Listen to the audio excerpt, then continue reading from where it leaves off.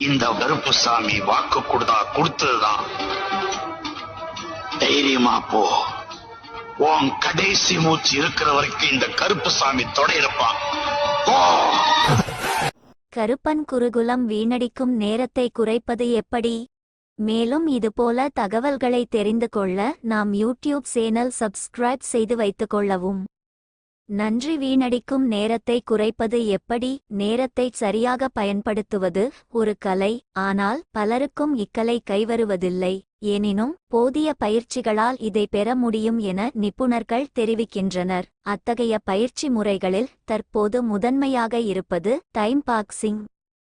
Time boxing என்றதும் பலரும் நேர மேலாண்மை, நேர திட்டமிடல், தினசரி திட்டமிடல் போன்றவற்றுடன் அதை குழப்பிக்கொள்வது உண்டு. மேற்கூறிய அனைத்தும் நேரத்தை சரியாக பயன்படுத்தும் நோக்கத்துடன் ஒன்றிப்போனாலும் அவை பயிற்சி முறையிலும் இலக்கிலும் ஒன்றிலிருந்து மற்றொன்று வேறுபடுகின்றன. கவனச்சிதறல் தொழில்நுட்பம் உச்சத்தில் உள்ள இக்காலகட்டத்தில் பள்ளி, கல்லூரி செல்லும் மாணவர்கள் எளிதில் கவனச்சிதறலுக்கு ஆளாகிறார்கள். பாடங்களை படித்து கொண்டிருக்கும் போதே தொலைக்காட்சிக்கும் திறன்பேசிக்கும் தங்களை அறியாமலே தாவும் மனநிலை பலருக்கும் உண்டு.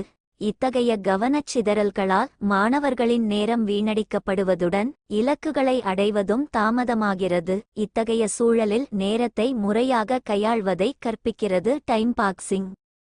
திட்டமிடல். குறிப்பிட்ட நேரத்தில் குறிப்பிட்ட பணியை செய்து முடிப்பதையே டைம் பாக்சிங் என அழைக்கிறோம். கவனச்சிதறலை தவிர்ப்பதே இதன் அடிப்படை நோக்கம். அதாவது கவனத்தை சிதறவிடாமல் நாம் தொடங்கிய பணியை அதே உத்வேகத்துடன் செய்து முடிப்பது.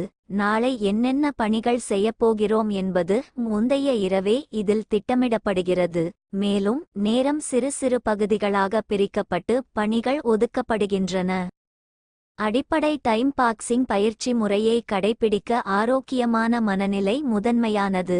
ஒரு பணியை தொடங்குவதற்கு முன்பே என்னால் அதை செய்து முடிக்க இயலுமா என்பது போன்ற சந்தேகங்களையும் எதிர்மறையான எண்ணங்களையும் தவிர்க்க வேண்டும். மாறாக நேர்மறையான எண்ணங்களை வளர்த்து கொண்டு எவ்வித தடங்களும் இன்றி மேற்கொண்ட பணியை செய்து முடிப்போம் என உளமாற எண்ண வேண்டும். டைம் பாக்சிங் பயிற்சி முறை 2 செயல்முறைகளை முதன்மையாக கொண்டுள்ளது. ஒன்று திட்டம், இரண்டாவது செயல். திட்டம். முன்னர் கூறியபடியே நாளை என்ன பணி செய்யப்போகிறோம் என்பது பற்றி தெளிவான திட்டத்தை ஒருவர் கொண்டிருக்க வேண்டும்.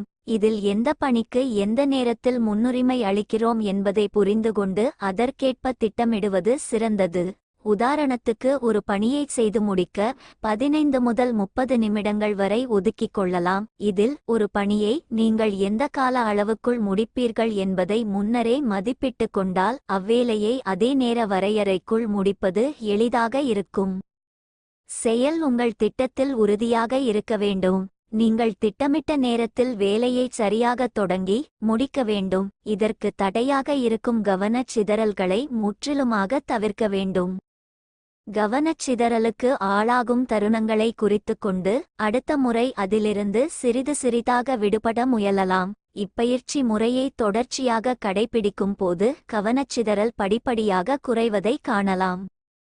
நேரம். உங்கள் கட்டுப்பாட்டில் டைம் பாக்சிங் முறையை பின்பற்றுவதன் மூலம் ஒருவரது அன்றாடம் எளிமையாகிறது. கவனச்சிதறல் இன்றி இலக்குகளை அடைய உதவுகிறது. ஒரு பணியில் நீங்கள் செலவிடும் நேரத்தை கட்டுப்படுத்துவதன் மூலம் நேரத்தை வீணடிக்கும் அபாயம் குறைந்து கவனக்குவிப்பு அதிகரிக்கிறது.